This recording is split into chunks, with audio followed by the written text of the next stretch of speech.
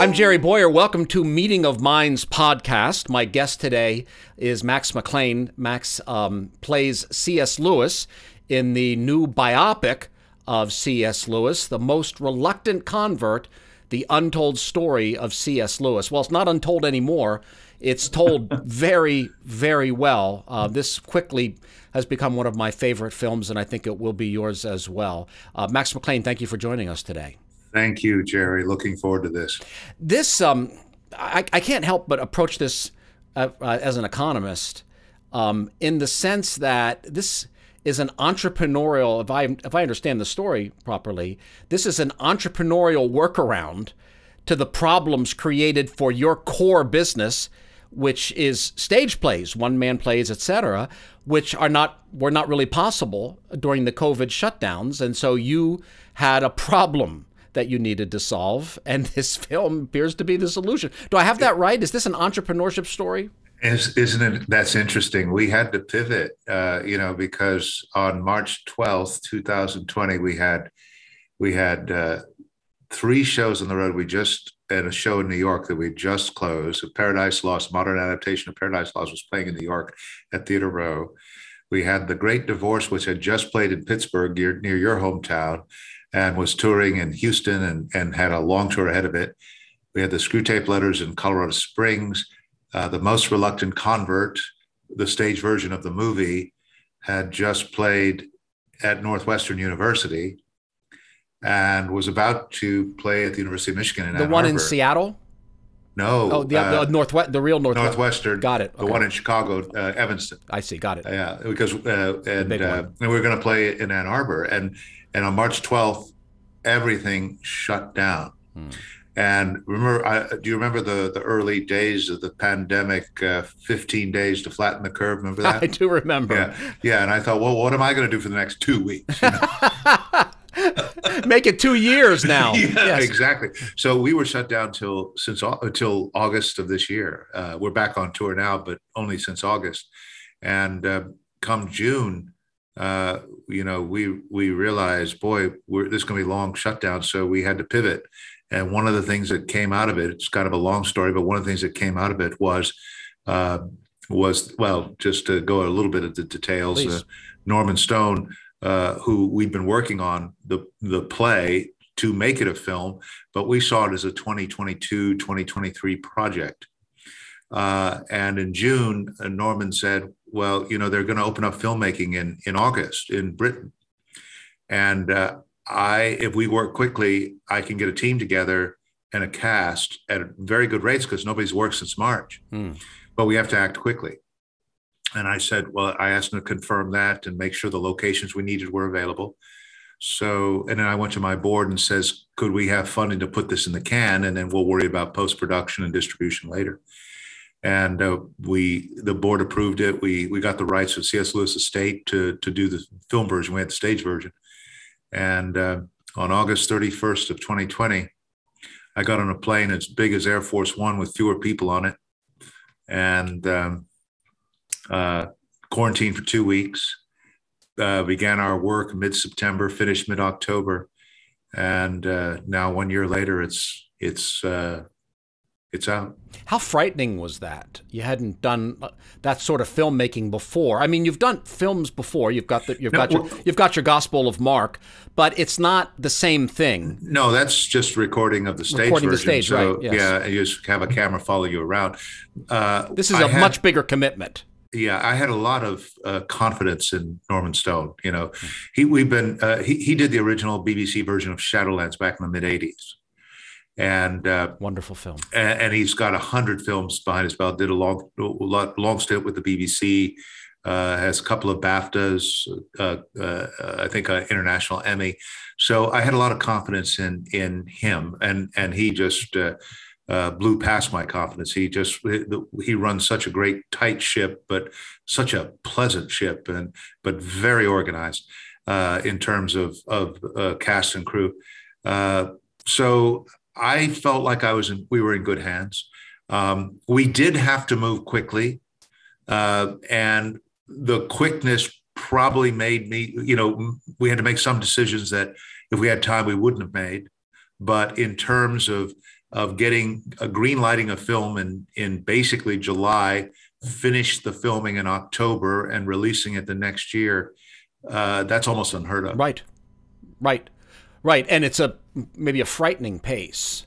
And when you see the production and there's money being spent, it could have all gone wrong. It didn't. When you came out on November 3rd, the box office receipts were terrific. I think the second highest of any film that evening, that night, and actually it's gone. Even because we had shows on Sunday as well, and then all the major chains are extending it till November 18th. So it's going to do much better than we anticipated. And highest per screen revenues, which I think is important. Highest per screen, yeah. Because now you're taking account of the overhead, right? So that's a profitability signal, Well, what it is it was a limited release. I think 600 is wide release. Limited release is under 600. We were about 480, I think, number of screens, number of theaters. More screens, but number of theaters. And the per screen average was like 5 times higher than any other film that night. So we were pleased. In terms of recouping expenses, it's going to take a while. Right. The way I'm learning all this, the movie theaters get most of the money. They do. So, and then of course there's and then we're responsible for all the distribution costs and the marketing costs. So, but we're in it for the long haul. Filmmaking in Britain is a little less costly, but substantially less costly than it is here. So you hit the target enough that you're running until the 18th. Is that every night, or is that? Well, beginning November 12th, the theaters are giving us I guess an open run, meaning 3 to 5 showings every day. Wonderful. From the 12th to the 18th. So they're giving you a full week's run. Normally, this is called event cinema, which you get one night, possibly 2 nights. We were told that by our distribution company that the big three have never offered this to an event cinema that started as a one-night event. I've done other interviews with people who've done event cinema, and it stays there. It's its own cinematic niche. It's also itself a wonderful entrepreneurial story in that there was inventory available in the sense of empty theater space. But I've never seen one break out of that and go from the niche to becoming essentially a movie that you can go to see. It has at least a run till the 18th. They're giving us a full week's run. Now, whether they do anything beyond that, that's really their call. And I suppose if box office continues, they may extend it. But they also have to make room for Marvel and Dune and Bond and those things. So I don't have to worry about that. I think they know what they're doing. They do. So that is some competition, although some of those other films, well, I've seen Dune. I haven't seen the others, so I can't really opine on theirs. But let me put it this way. I've seen yours twice, and I haven't seen I haven't seen Bond at all. And I'm a Bond fan, so that's telling something. But I suppose this is very important personally, because Lewis had a huge impact on me. My wife's next to me here. Our youngest son is named Jack Lewis Bowyer. That's the mark that he's left. And I think there are a lot of people out there still who are highly influenced by C.S. Lewis. He's a big part of their spiritual journey. And this film is really true to him. And not everything that's been about Lewis. I think the BBC Shadowlands was faithful. The American Shadowlands, not quite so much. In fact, it sometimes sort of seemed to undermine Lewis, implying that he was, emotionally detached, or gave up his faith, had apostatized, etc. Even some of the Lion, the Witch, and the Wardrobe. As the film series went on, it seemed to kind of lose some of that faithfulness to Lewis. This is the most faithful thing to Lewis that I've seen, and you're to be congratulated for that. Thank you. Well, Lewis has been a spiritual guide. since. Well, I'm an adult convert to Christianity, and Lewis, I met him very shortly after my conversion. The book that really got my attention was the Screw Tape Letters, because it's page one, the first letter about the man in the British Museum. I don't know if you remember that, mm-hmm. but I said, "Oh, I know this guy. I know how he works. He's been working on my life for a long time." So, and then Lewis really got my attention because I don't think I really understood spiritual warfare. You see pitchforks and you have these visions that are strange, and Lewis brought it down to the greed and spite level, that you live with every day, and so he's been a spiritual guide for a long time. But I never really saw him as having theatrical literature. Then a theater professor suggested that we do the Screw Tape Letters. He actually suggested that I would make a really good Screw Tape. I didn't know if that was a compliment or not, but I said, he had an idea how to do it. And I said, well, if we can get the rights, we'll have a go. And that was back in the early 2000s. And I've been living with him with Screw Tape and The Great Divorce, and now Most Reluctant Convert. And they're all dealing with spiritual warfare. Lewis always goes back to his conversion in so much of his works, in the sense of, in Screw Tape, it's how temptation moves us away from God, and The Great Divorce is how we resist the Holy Spirit, how we fight the dictates of conscience. We don't do our duty, we don't do what we ought to do. And Lewis was always counting the costs on both sides. And that made me want to go back to his own memoir, Surprised by Joy, which is the basis of Most Reluctant Convert. A book that he wasn't particularly fond of by comparison, but it certainly seems to have, I enjoyed it quite a bit, and it certainly seems to have worked well as essentially the basis or the structure of your film. Yeah. He started writing it. He wrote something called Early Prose Joy almost right after his conversion, or maybe even before, because joy has been the guiding light, the thread. This thing. It's not pleasure. It's not happiness. It's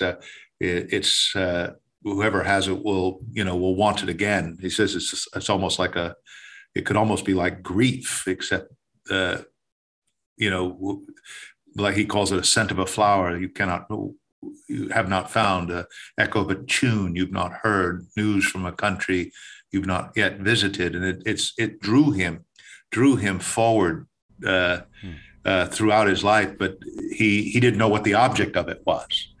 So he was looking for the effect, the feeling of it, but he didn't realize it was a what, and what he got was footprints on the sand. He didn't see he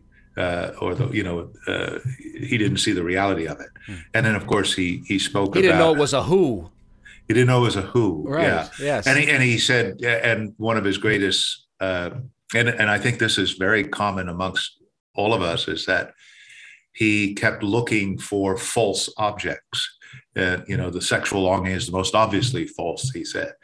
At first, you have this image of the perfect lover, but as the lover approaches reality, the longing disappears.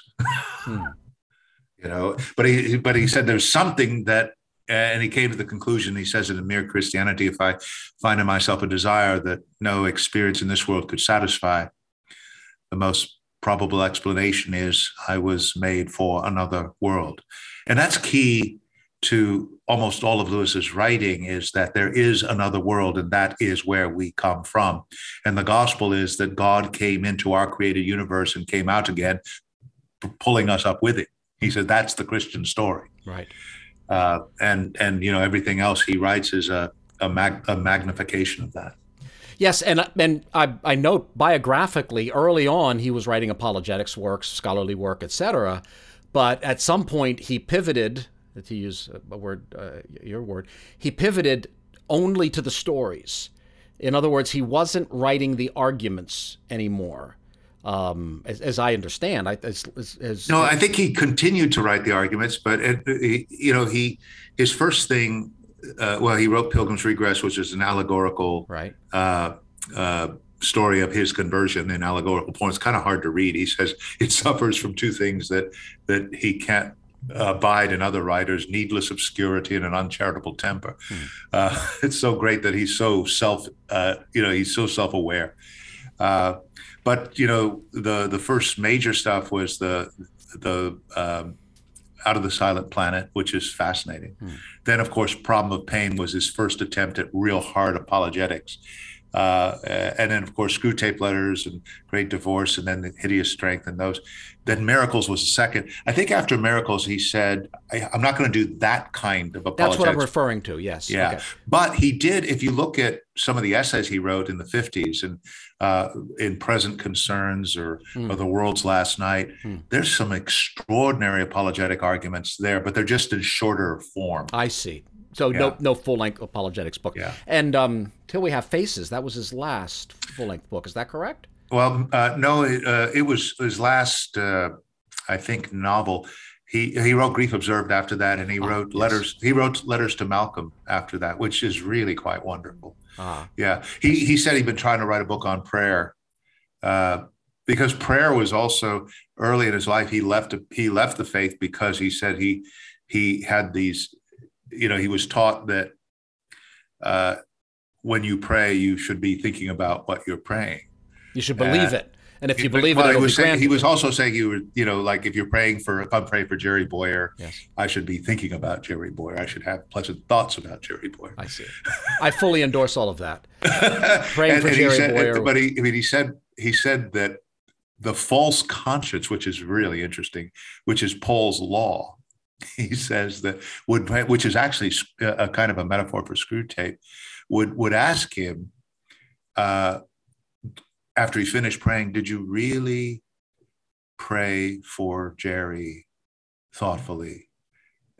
Or did you pray for Jerry as well as you did last night or the night before? And he said the answer was always no. And so the voice would say, well, shouldn't you have another go of it? And he said it was like he put this is what actually drove him out of his faith, is that he put this: no prayer would pass muster unless it had a certain level of what he called realization, which was a sense of affection or imagination. And he said, in other words, he was trying to do with willpower something that willpower could never do. And he said it was just, he would be dizzy with sleep trying to pump up his realizations. He said it was driving him. He said if it took it much longer, he would have been a chronic insomniac, would have drove him mad. This was in his teens. And he said that gave him the unconscious desire to want to throw off his faith. And then, of course, he found intellectual reasons to do it. But I found that to be fascinating. There is something in his spiritual writing where he looks at these kind of recursive loops that we fall into. Am I being fully realized? Am I being fully authentic? I'm examining myself as I'm thinking, and at the moment I'm examining myself, I'm not really thinking anymore. And at the moment that I feel humble, at that moment I'm prideful. So he seems to be drawn to some of the paradoxes of a religion that demands a certain emotional state that cannot actually be produced, and that the attempt to fulfill that demand, whether it's authenticity or humility or whatever, must always fail. And therefore the whole thing is futility. And that's so interesting. I've not heard anybody else talk about that, because I've kind of struggled with that. He said in order to get is to overcome a lust, he says, is to objectify it, or to overcome an anger. If you're feeling angry, there's something, what do you call it, contemplation, and I can't remember what the other one was. But he says you can go back and forth of these things, and in order to, but you can pull out of something. So if you're in a state of sin, there's a technical way of pulling yourself out of it. And I think he's right. Like if you say a prayer, if you're lusting, for instance, and you say the Lord's Prayer, that'll take you right out of it. Right. But if you're lusting and you turn inward towards introspection and try to expel lust, or conquer it, that doesn't work. That adds energy to it. I think that's part of his point, that introspection, and I think it's Luther, and you've done a play about Luther as well, talks about incurvatus se, the soul turned in on itself. And that seems, whether Lewis is getting that from Luther or not, that seems to be a very consistent theme of his, that you're pointing towards, the way the soul turns in on itself. A lot of the Great Divorce is that. You look inside and you see the grumble, and eventually there's nothing left but the grumble. Mm-hmm, and then turning outward, even when you don't feel it, praying even when you don't feel it, putting on a mask, even when you don't have the right shaped face, it's the way to be conformed to his image. Does that make any sense? Yeah, it does. In fact, he talks about, this is why children play. This is how they grow, is they imagine themselves in this other body and this other being, and that's a very important part. So they get out of themselves. They get out of themselves. That's so true. Yeah, I mean, the interesting thing that we're having these conversations, because Lewis is a bottomless well. I find that you simply don't get to the bottom of him, and he rewards. I guess that's one of the reasons why I keep going back to him. Yeah, I've found over and over again. I've looked into Lewis, and I thought of him as an introduction to Christianity, as a popularizer, not in a pejorative way, not writing him off. That's just the function that I saw him perform. And then you'll see something in Narnia, where how the White Witch acts, and it's like, wow, there's really deep theological and biblical knowledge here.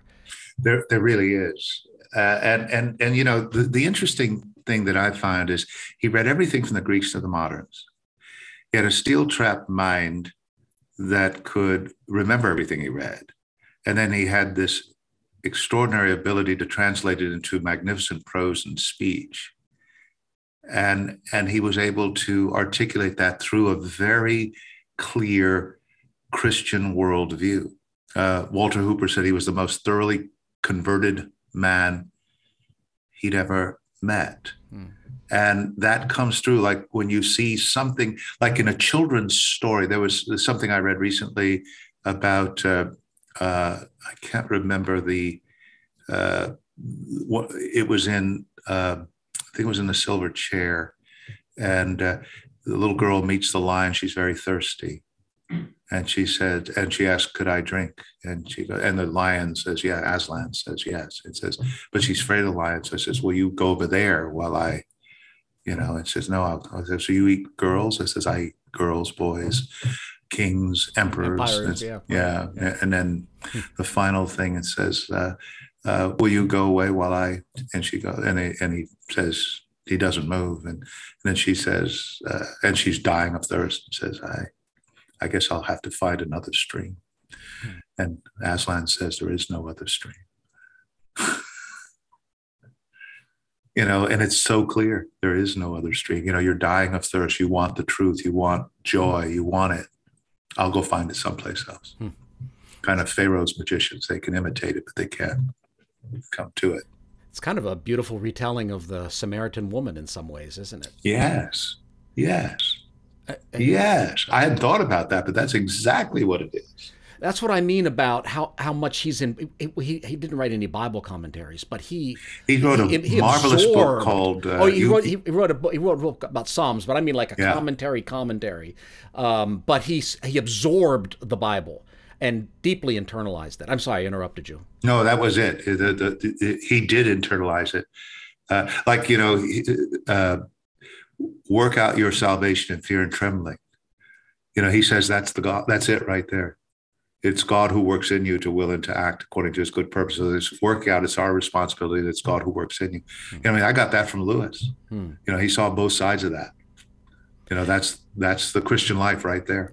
So we're talking about Lewis's words. Your film, your biopic, is almost entirely his words. Is that correct? Yeah, yeah. The opening scene comes from the first pages of The Problem of Pain, when Lewis is articulating his mature atheism. Either there's no God behind the universe, a God indifferent to good and evil, or worse, an evil God. And then we learn biographically, a lot of it's Surprised by Joy. Probably 85% of it's from Surprised by Joy, but a lot of letters, etc., that would talk about his, he lost his mother to cancer, which is very clearly written in Surprised by Joy. He prayed and she didn't come back, and so he thought prayer didn't work. Had a terrible relationship with his father. That is very clear in Surprised by Joy. And he had, he experienced the butchery of the Great War. And this led to his pessimism, this pretty dark view of the world. But through the influence of friends like Owen Barfield and later on J.A.R. Tolkien, that's challenged. In one way, like Barfield challenged him with the idea of materialism. If is logic and reason bring forth indisputable truth? He says, yes, of course it does. Are your moral and aesthetic judgments valid, meaningful? Yes, of course. And he says, well, materialism has to be abandoned. You can't have those thoughts, because otherwise it's just atoms colliding in skulls. It's physics and biochemistry. Yes. And he said that had simply not. He said he thought he was blind as a bat. He hadn't seen that before. And that made him come to the conclusion that rock bottom reality must be mind. Had to be intelligent. Yes, right. Yeah, right. Had to be intelligent. Right. And then and famously he says that my argument against God was that the universe is so cruel and unjust. But where had I got this notion of cruel and unjust? I call a line crooked because I have some idea of a straight line. What was I comparing the universe with when I called it cruel and unjust? And when you hear that, you go, okay. And then, of course, the relationship he had with Tolkien. Tolkien, I think, was the one that really made him go to scripture, because both he and Tolkien were great mythologists, I suppose, in terms of studying mythology and knew mythology at a very, very deep level. And Lewis famously became a theist before he became a Christian. Now, we think of a theist sort of like almost like a nominal person, but that's not how Lewis saw it. Lewis said, my religion was like that of the Jews. He believed that God was real and that he owed God his allegiance. Like he's standing before the burning bush. Right. We shouldn't think deist. I think we theist. might. Right, I understand that, but the point I think you're making is that people have to whom it may concern God. Right. The God of the philosophers, theism, and he went through that stage. Right. But then when he said that very famous line, I gave in, it admitted that God was God, knelt and prayed. Perhaps the most dejected, reluctant convert in all England he said, that was the God to whom I surrendered was not human. I knew nothing of the incarnation. But Tolkien was the one that got him over the hump there. With the idea of the myth come true. And the myth as an echo of reality. In other words, the similarity of Christianity to myth is not an argument against Christianity.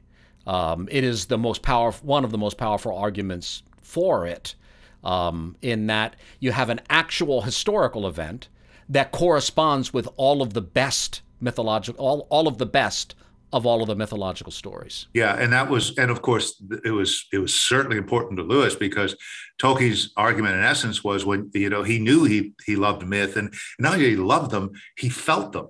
And that's what why most successful movies are retelling of mythological stories. Yes.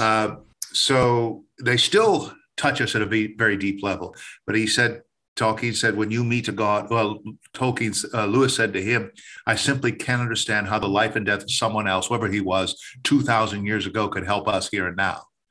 He said, I get God, I don't get Jesus. And so that's when Tolkien said, when you meet a God sacrificing himself in a pagan story, Dionysus, Balder, Osiris. Right. You like it very much. Right. Balder the Great has fallen. Didn't he say that that's maybe the most beautiful sentence in all of literature? That was his first encounter with joy. With joy, right? Yeah. Yes. Balder the Great is dead. Is dead.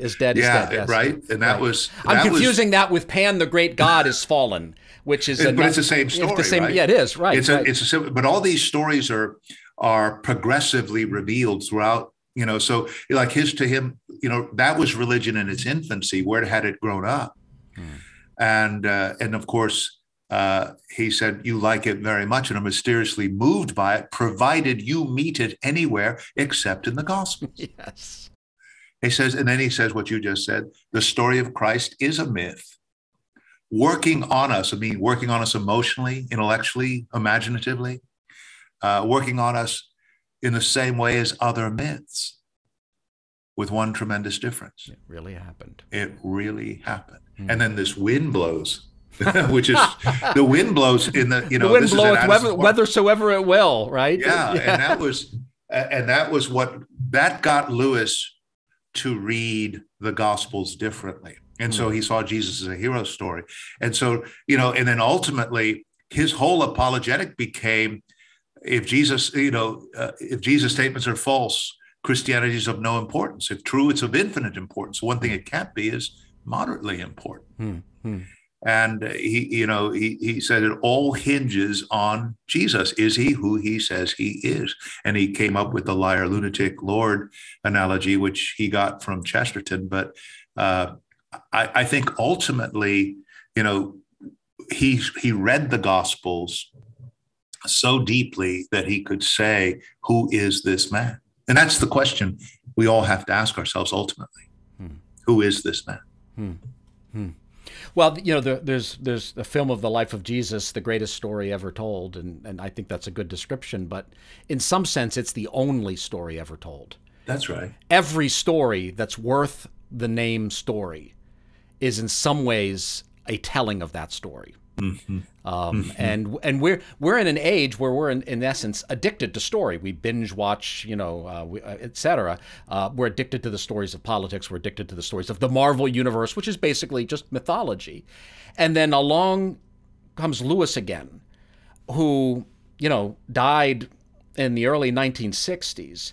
But we're not moving away from him. We're moving towards him because he anticipated what we're moving towards now.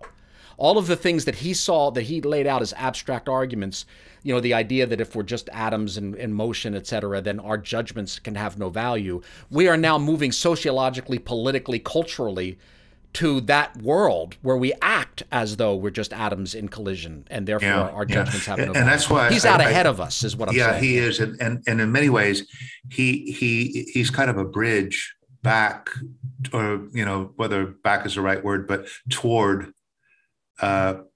objective moral reality and the reality of the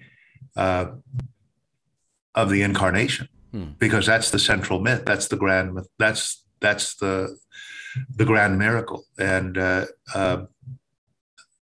what's interesting is as I find that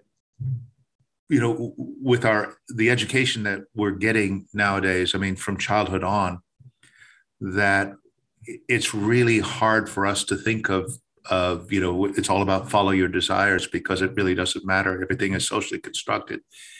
And Lewis, when I said earlier about you didn't get to he's a bottomless well, you don't get to the bottom of him. He just alters that perspective. If you read him, you start thinking of, that God has set eternity in our hearts, that we were made a little lower than the angels. And we start to feel that. And we're that's the weight of glory. Yes, we're drawn to to this higher reality, is further up, further in. Because I mean, ultimately, it leads to the subjective view that we're all socially constructed. It's all a matter of fear of death. We're all afraid of dying. That's why people can be controlled. We make so many decisions so we can have 6 more weeks of life, because we don't believe we live forever. And Lewis is so big on, there are no ordinary people. We've never met a mere mortal. And Lewis helps remind us of all of that, and we need to be reminded of that. And that passage, by the way, is also in your film, in the biopic, The Most Reluctant Convert. If people want to know more about that film, where to find it, C.S. Lewis movie, www.cslewismovie.org. Is it .com? Sorry, yes. .com, cslewismovie.com. And so, and it's in theaters. Go see it. Yeah, go take people with. Don't go to this alone. Take people. Take your kids. There's so little entertainment out there that is ennobling, that when you have something like this, just grab it. Thank you, Jerry. Just grab it. We need it. We developed, by the way, just if people are interested, we've developed a wonderful discussion guide. Devin Brown, a C.S. Lewis biographer and scholar, did it for us, did a fabulous job. And that's on the cslewismovie.com website. We also make the script of the stage play available, which it's very close to the film. So if people want to go further up, further in, they have opportunities. Further up and further in. So so you're back on the road soon, is that right? You're going to be doing... Well, Great Divorce is still on the road. It is. Good. We have a show in Indianapolis, and I think Indianapolis, St. Louis, and Cleveland are the 3 we have coming up. Most Reluctant Convert will go back on the road in January, February. I have a show at University of Florida, University of Michigan. And then I'm going to begin a new show in March. We're developing a new show called Further Up, Further In. And that show is, when Lewis was converted, he was 32 years old. It wasn't obvious he was going to become the person he became. Many people get converted, don't become C.S. Lewis. So what this script will attempt to do is follow that journey of how he became what he became. And I've just really enjoyed the research on that. Almost picking up where this one left off. Where the Reluctant Convert leaves off, with it basically with his conversion, right? Yeah, this show begins with the death of his mother, essentially, when he was 9 years old. Through his childhood, through his war experiences, through his friendships at Oxford, through he was a fellow at Oxford till 1931. And it was a long conversion too. I would say that from atheism to probably close to, he called it idealism, but it was probably a kind of deism, was a few years. Then he went to theism, which is, going from the God of the philosophers to the God of Abraham, Isaac, and Jacob, which is very interesting to me. Really interesting, because he said my training was like that of the Jews. But he took it so seriously. But he didn't go to synagogue. He went to church, even though he didn't believe in Christ. He went to church. He said he felt like he had to, quote, fly his flag. Yes, right. and then of course his conversion to Christianity. And along the way, he got rid of materialism completely. He said the materialist point of view, I can't believe that.